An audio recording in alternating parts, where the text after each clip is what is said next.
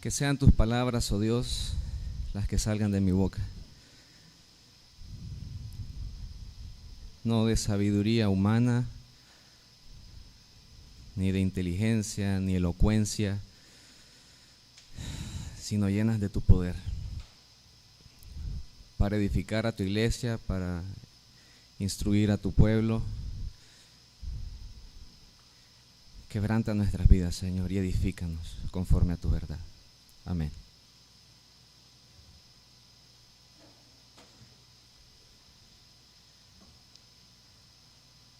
Los movimientos de reforma no tenían la intención de levantarse como tales. Fueron en alguna medida sucesos aislados en el sentido de que no se reunió un grupo de gente intentando realizar una cosa así como la que sucedió. Desde los movimientos de la pre-reforma, de los que mencionaba Isaac, de Juan Hus, Juan Wycliffe y muchos otros que se recuerdan en la historia, hasta llegar al momento que se considera como culminante o iniciador de la reforma con Lutero. Pero ellos no buscaban crear un revuelo como el que se creó. Pero esa necesidad que los llevó a ellos a hacer lo que hicieron es la misma que debería llevarnos a nosotros a seguir haciendo lo que ellos hicieron. Con eso lo que quiero decir es que la necesidad de una reforma sigue existiendo, aún en el tiempo actual. Y lo que impulsaba a estos hombres era simplemente el deseo de que fuera la palabra de Dios la que prevaleciera en la iglesia, no las tradiciones humanas, no las enseñanzas humanas, sino que fuera la palabra de Dios la que fuera la guía, la pauta y la que reinara y gobernara como suprema sobre todo lo que la iglesia hacía. Tomemos un momento nuestras Biblias y leamos en el libro de Hebreos, capítulo 10. Hebreos capítulo 10, desde el versículo 19 al 25, voy a leer en la traducción en lenguaje actual. Hermanos, la sangre que Jesús derramó al morir nos permite ahora tener amistad con Dios y entrar con toda libertad en el lugar más santo. Pues cuando Jesús murió, abrió la cortina que nos impedía el paso. Pero ahora Jesús está vivo y por medio de él podemos acercarnos a Dios de un modo nuevo y distinto. Él es nuestro gran sacerdote encargado del santuario que está en el cielo. Por eso, mantengamos una amistad sincera con Dios, teniendo la plena seguridad de que podemos confiar en Él. Porque Cristo nos dejó limpios de pecados, como si nos hubiera lavado con agua pura, y ya estamos libres de culpa. Sigamos confiando en que Dios nos salvará. No lo dudemos ni un instante, porque Él cumplirá lo que prometió. Tratemos de ayudarnos unos a otros y de amarnos y hacer lo bueno. No dejemos de reunirnos como hacen algunos. Al contrario, animémonos cada vez más a seguir confiando en Dios y más aún cuando ya vemos que se acerca el día en que el Señor juzgará a todo el mundo. La iglesia es el lugar más preciado de la tierra, dijo Charles Spurgeon. Nada en el mundo es más amado por el corazón de Dios que su iglesia. Por tanto, siendo suyos, pertenezcamos a ella, para que por nuestras oraciones, por nuestras ofrendas y por nuestras labores podamos sustentarla y fortalecerla. Si aquellos que son de Cristo se abstuvieran de contarse entre su pueblo aún por una generación, no habría ninguna iglesia visible ni se mantendrían las ordenanzas, y me temo que habría muy poca predicación del evangelio. Estas son las palabras de Spurgeon acerca de la iglesia. En cuanto a la iglesia, sabemos que existen dos tipos de iglesia: la que conocemos como la Iglesia Universal, que es formada por aquellos creyentes de todas las épocas y de todos los lugares del mundo. Una sola iglesia unida por medio del Espíritu, de la cual todos aquellos que creen, todos nosotros que creemos, formamos parte. Es decir, yo tengo hermanos en la fe que no conozco. Ellos han creído en Jesucristo y ellos son hechos por medio de la fe hermanos y coherederos con Cristo, de la misma manera que yo y que usted. Entonces, al ser nosotros hermanos en Cristo, formamos todos parte de una gran familia, somos hijos de Dios y formamos lo que se llama la Iglesia Universal. Es una iglesia, dicho de alguna manera, invisible. No podemos nosotros conocer la plenitud ni la totalidad de lo que esta iglesia encierra.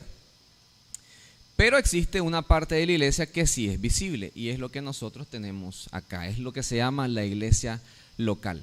Cuando nos referimos a la iglesia local no nos referimos a esto, a lo que nosotros llamamos el templo. La iglesia, escribe Pablo, somos nosotros, que como piedras vivas nosotros somos edificados para formar lo que se llama el cuerpo de Cristo. La iglesia no es una institución religiosa, no es una organización ética, ni es una asociación sociopolítica. Más bien es la asamblea de los redimidos, aquellos que han sido llamados por Dios Padre para salvación como un don a su Hijo. Es la reunión corporativa de quienes han sido transferidos desde el dominio de la oscuridad al reino de Cristo, para que sean ciudadanos del cielo y no de este mundo. En el griego, la palabra que nosotros tenemos traducida como iglesia es una palabra compuesta por un prefijo ek y kaleo. Kaleo significa llamado y ek, que significa fuera.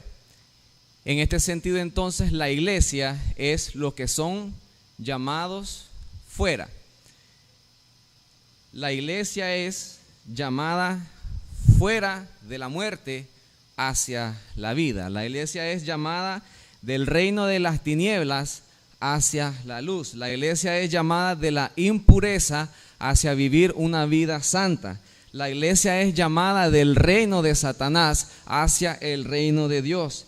La iglesia es llamada de fuera de apartarse de ser una humanidad pecaminosa a vivir una vida digna y honorable para Dios. Nosotros hemos sido llamados por medio del Evangelio hacia la salvación. En ese sentido es que nosotros, la iglesia, somos la comunidad o la asamblea de los que son llamados fuera del mundo para vivir fuera del mundo hacia el reino de Dios. La iglesia recibe sus mandatos, o la iglesia está bajo el dominio, bajo el señorío de Cristo. Es un reino espiritual que le pertenece a Él. La iglesia se somete a Jesucristo como su cabeza, como su dueño, como su Señor y como su Rey. Colosenses 1:18 dice, Él, hablando de Cristo, es también la cabeza del cuerpo que es la iglesia. El cuerpo es la iglesia, la cabeza es Cristo, y Él es el principio, el primogénito de entre los muertos, a fin de que Él tenga en todo la primacía. Cristo es la cabeza de la iglesia. Ningún humano, ninguna institución, no hay ninguna otra cosa en el mundo que tenga autoridad sobre la iglesia a no ser Cristo. Desde ese sentido, entonces, es Cristo el que determina las pautas sobre las cuales la iglesia debe de funcionar. Y en el Nuevo Testamento se nos dan instrucciones a los que formamos parte de la iglesia universal de cada generación y en todos los tiempos, que estamos dispersos en todo el mundo, a que nos reunamos con regularidad en las asambleas locales. Ese era claramente el patrón de la iglesia primitiva. E incluso implícitamente en el nombre iglesia, en el término eclesía, se entendía aún desde tiempos antiguos que la iglesia debía reunirse de manera corporativa o de manera corporal. Anunciaré tu nombre a mis hermanos, escribe en el Salmo 22:22, en medio de la congregación te alabaré. De ti será mi alabanza en la gran congregación, el Salmo 22:25. Te confesaré en grande congregación, Salmo 35:18. Te alabaré entre numeroso pueblo.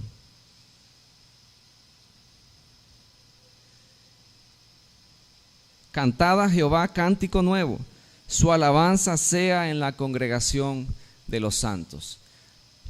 Se entendía entonces de que nosotros como iglesia éramos, número uno, los que somos llamados del reino de las tinieblas hacia la luz, pero también la iglesia eran los que se apartaban en un momento determinado de sus actividades diarias para reunirse, alabar y exaltar el nombre del Señor, para alabar a Dios, para invocar su nombre, para proclamar sus grandezas.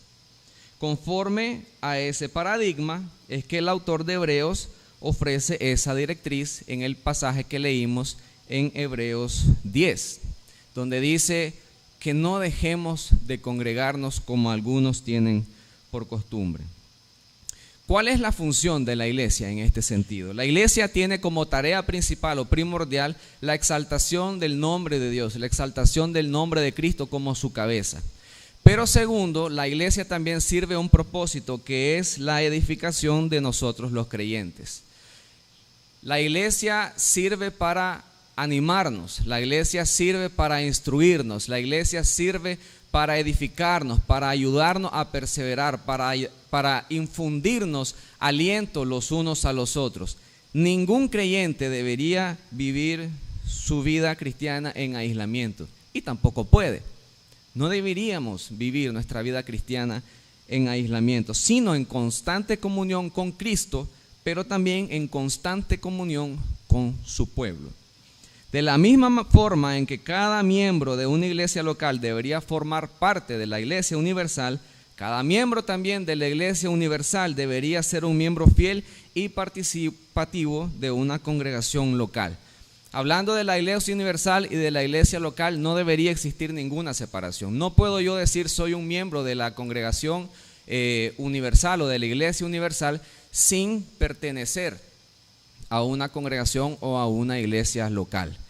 Sería como despreciar, número uno, el mandato de reunirme a exaltar el nombre de mi Dios. Número dos, sería como despreciarme a mí mismo como piedra viva del edificio del cual yo mismo estoy diciendo que pertenezco. Es decir, si yo soy creyente, me afirmo a mí mismo como una piedra viva de esa iglesia, pero no me congrego. Allá una piedra sola no es un edificio. Tiene que ser parte del resto de la congregación. Con ese objetivo de edificarnos los unos a los otros es que el Espíritu Santo ha repartido dones a cada uno de nosotros. Y cada miembro contribuye de un modo único a la edificación del conjunto.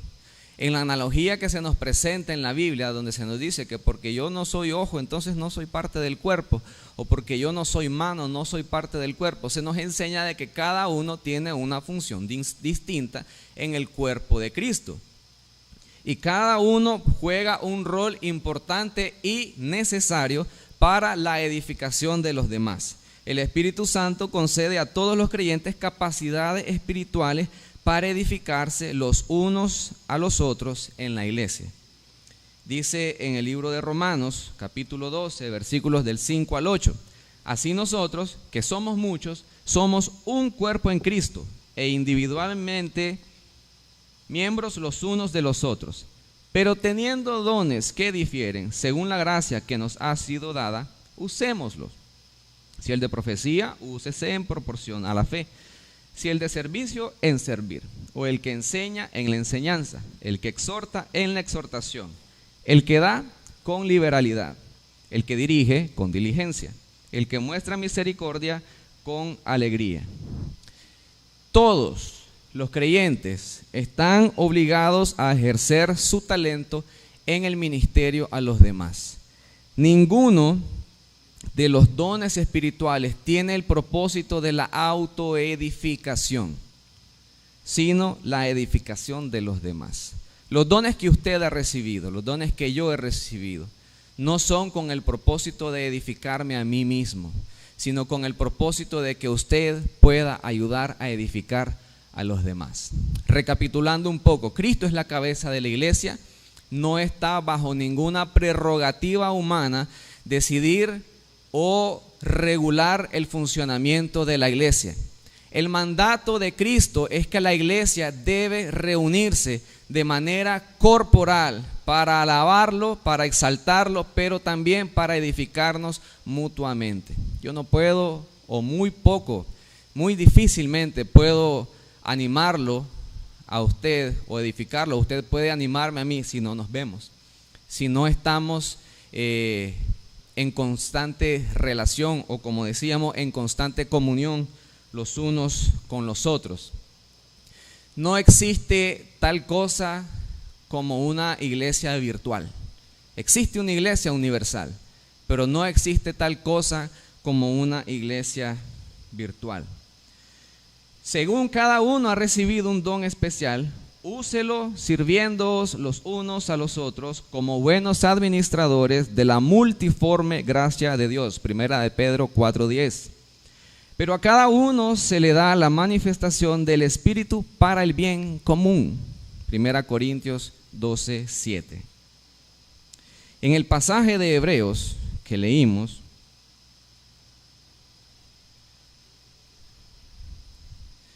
hay una palabra que en griego es episunagogen,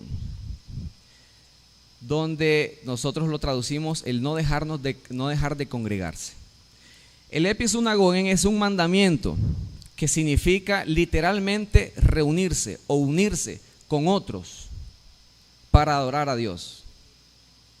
Eso es lo que se contempla cuando el autor de Hebreos escribe.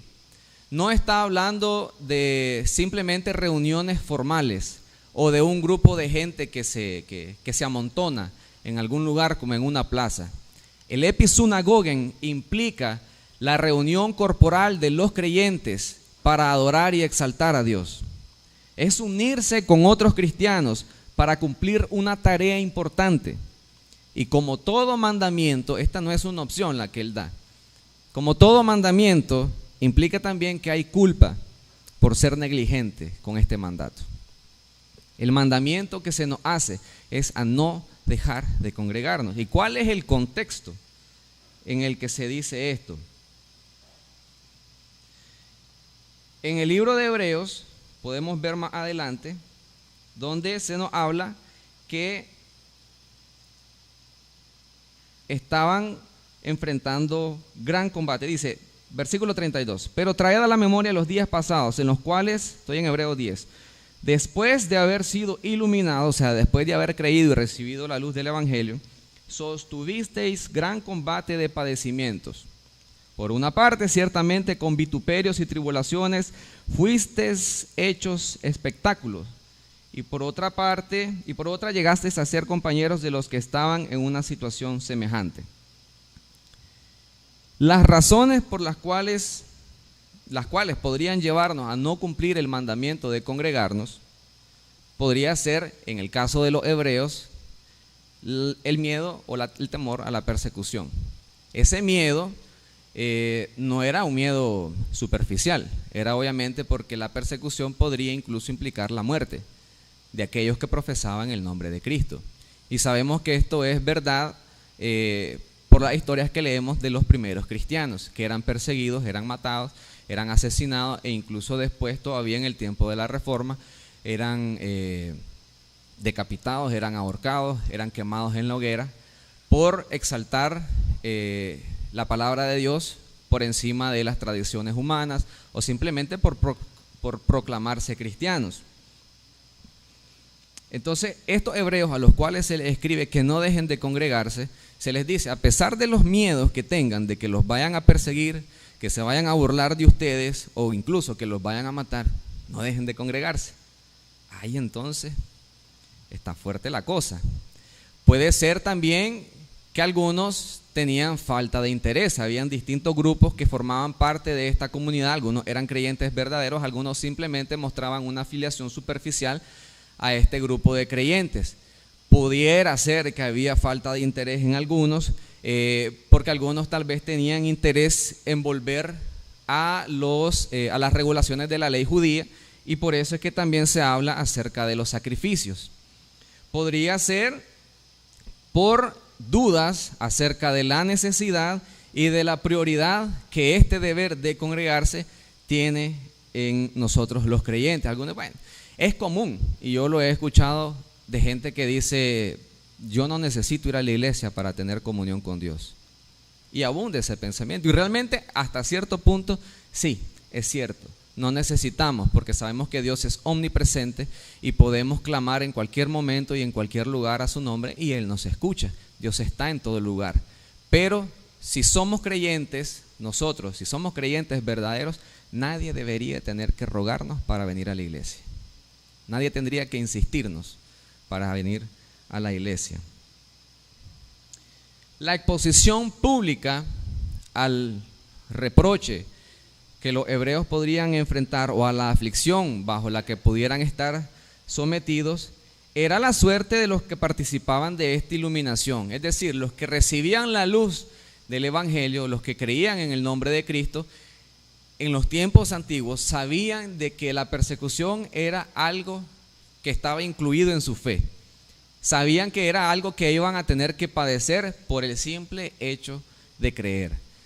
Afirmar ser cristiano era sinónimo de ser perseguido. Afirmar ser cristiano era sinónimo de poner en riesgo tu vida. Afirmar ser cristiano significaba echarse encima de enemigos a un montón de gente, especialmente en ese contexto a los de Roma, que eran perseguidores de la fe cristiana.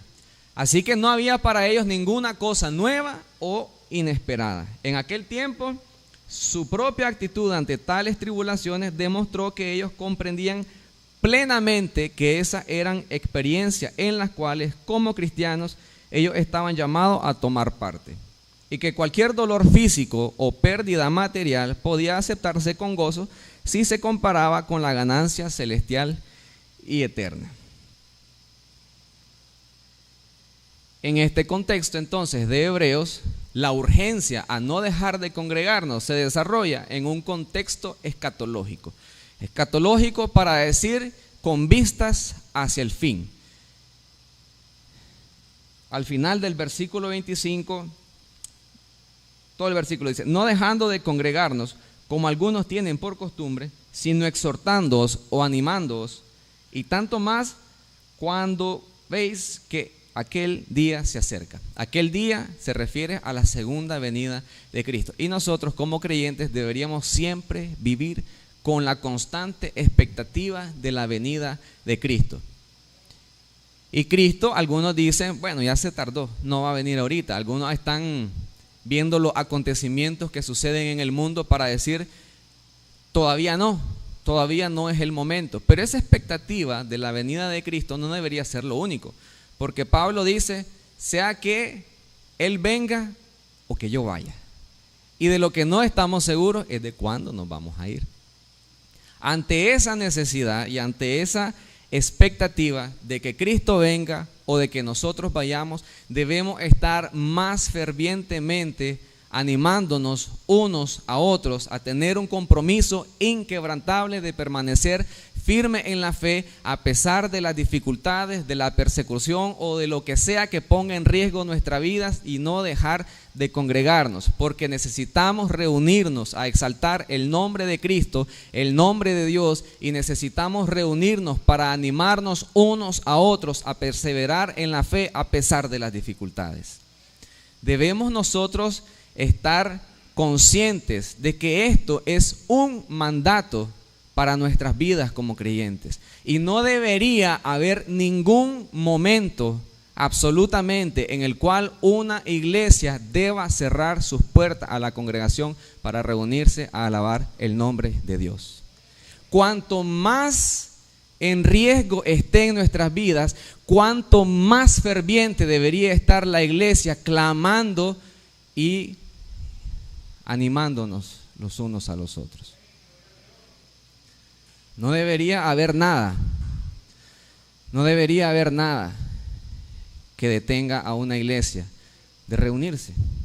Y cantamos lindo, en las luchas y en las pruebas la iglesia sigue caminando. Y así debería ser. Así como de lindo lo cantamos, así de lindo deberíamos también vivirlo. La adoración colectiva en la congregación es una parte vital de la vida espiritual. Esta es una advertencia contra la apostasía. Nos llama a no dejar de congregarnos. El apartarse de la comunión en la iglesia, el apartarse de aquellas personas que te dan ánimo, el apartarse de lo que en la teología se llama los medios comunes de la gracia. Los medios comunes de la gracia son el reunirse con los hermanos, la predicación de la palabra, la oración. Esos son los medios comunes de la gracia. Se llaman medios comunes porque son medios ordinarios, no tienen nada de fantástico. Nada de fantástico tiene venir y estar con los hermanos para alabar el nombre de Dios. Sí, algo fantástico en un sentido, porque creemos en un Dios todopoderoso, pero no requiere nada sobrenatural de parte nuestra. La predicación del evangelio para el mundo es locura, pero para nosotros es poder de Dios para salvación. Entonces, en esos medios comunes de la gracia, la predicación de la palabra, la comunión con los hermanos, los sacramentos que son la cena del Señor o la Santa Cena, como le llamamos nosotros, son cosas que nos animan, que nos recuerdan constantemente que debemos permanecer en comunión, en santidad, en intimidad con Dios y nosotros los unos con los otros. Se hace referencia entonces a la venida de Cristo o a la partida de nosotros como algo que debería animarnos a estar en constante comunión los unos con los otros. Reunirse con otros creyentes en el culto público a Dios en el día del Señor es un deber de la vida cristiana. No es una cuestión de sugerencia, no es una cuestión opcional, es un deber. Y congregarnos es nuestro deber, pero también es nuestro sumo gozo. En los riesgos de la vida, y obviamente a los que ya están entendiendo la idea del mensaje, me estoy refiriendo a aquellos que tienen miedo de venir por enfermedad o lo que sea. Permítanme leer un pedazo, 2 porciones, de un libro que se llama El mártir de las catacumbas, donde habla de la persecución de los cristianos. Dice: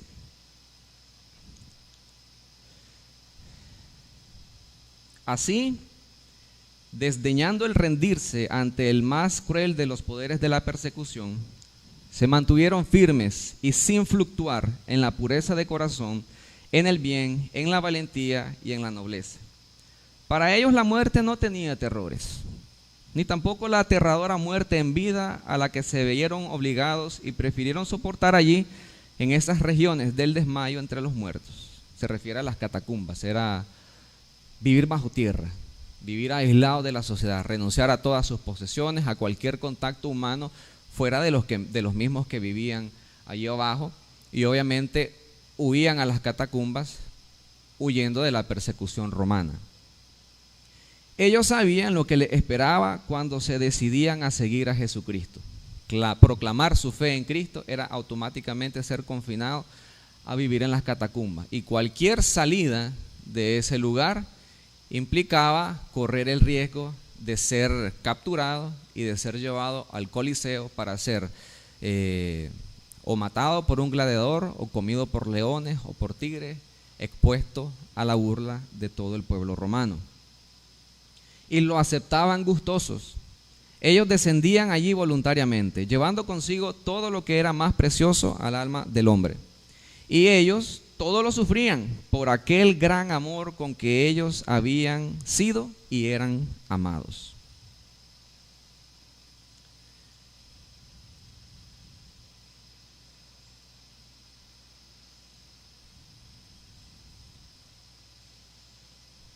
De ellos era aquella esperanza celestial.